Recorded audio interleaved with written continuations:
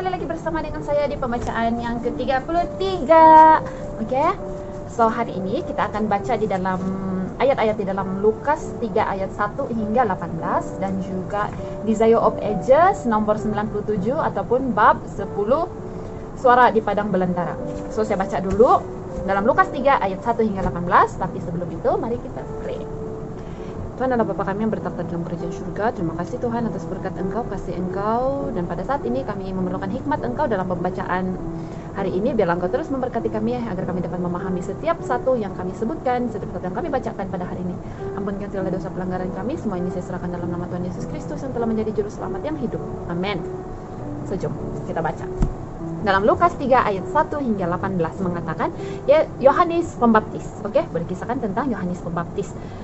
Dalam tahun ke-15 dari pemerintahan Kaisar Tiberius, ketika Pontius Pilatus menjadi wali negeri Yudea dan Herodes raja wilayah Galilea, Filipus saudaranya raja wilayah Iturea dan Takhonitis, dan Lisanias raja wilayah Abilene. Pada waktu Hanas dan Kayafas menjadi imam besar, datanglah firman Allah kepada Yohanes anak Zakaria di padang gurun.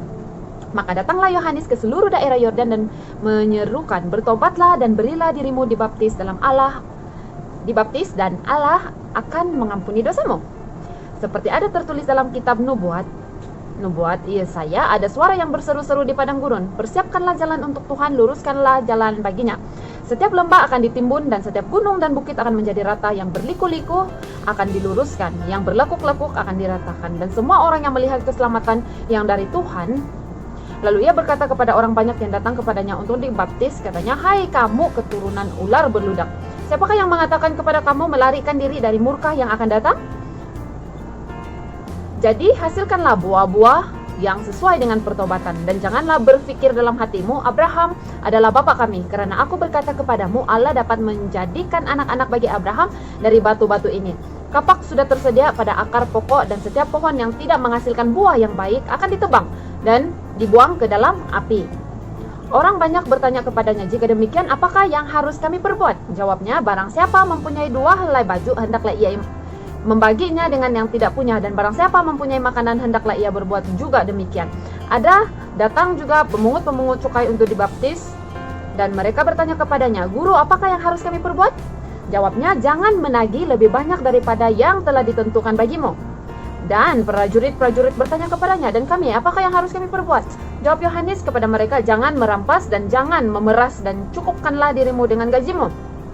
Tetapi karena orang banyak sedang menanti dan berharap, dan semuanya bertanya dalam hatinya tentang Yohanes, kalau ia adalah Mesias.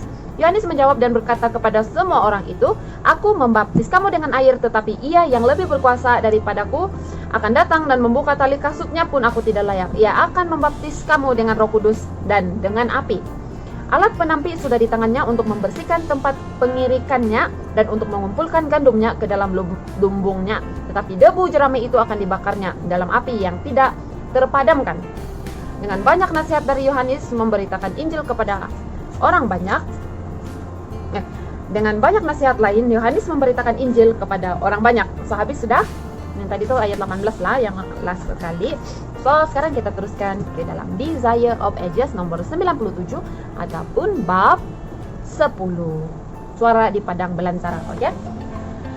Dari antara orang-orang yang setia di kalangan orang Israel yang telah lama menantikan kedatangan Mesias, bangkitlah sang pelopor bagi Kristus, Imam Zakaria yang sudah tua dan istrinya Elisabeth, keduanya adalah benar di hadapan Allah, dan dalam hidup mereka yang tenang dan suci, cahaya iman bersinar seperti sebuah bintang dan kegelapan hari-hari yang penuh kejahatan itu. Kepada suami istri yang beribadah ini telah dijanjikan seorang anak laki-laki yang akan berjalan mendahului Tuhan untuk mempersiapkan jalan baginya. Zakaria tinggal di seluruh pergunungan Yudea, tetapi ia telah pergi ke Yerusalem untuk bekerja seminggu lamanya dalam bait suci, suatu kewajiban yang dituntut 2 kali setahun dari imam-imam menurut gilirannya. Pada suatu hari waktu giliran kali setahun dan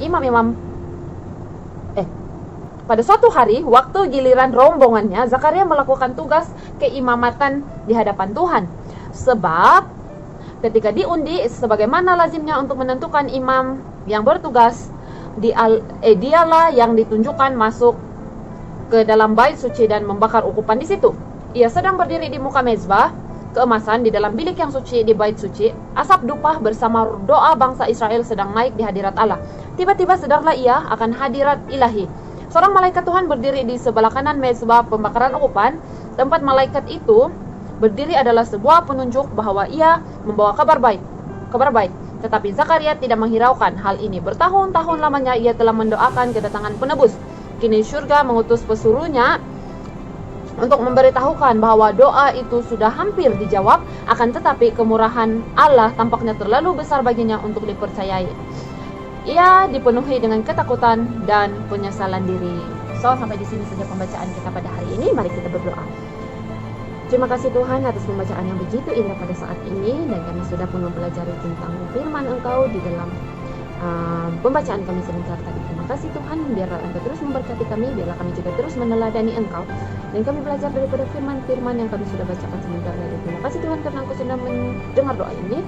Ampunkan segala dosa pelanggaran kami semua ini, saya serahkan dalam nama Tuhan Yesus Kristus yang telah menjadi juru selamat dan penebus kami semua. Amin. So that's all for today. Thank you and jumpa lagi esok. Bye.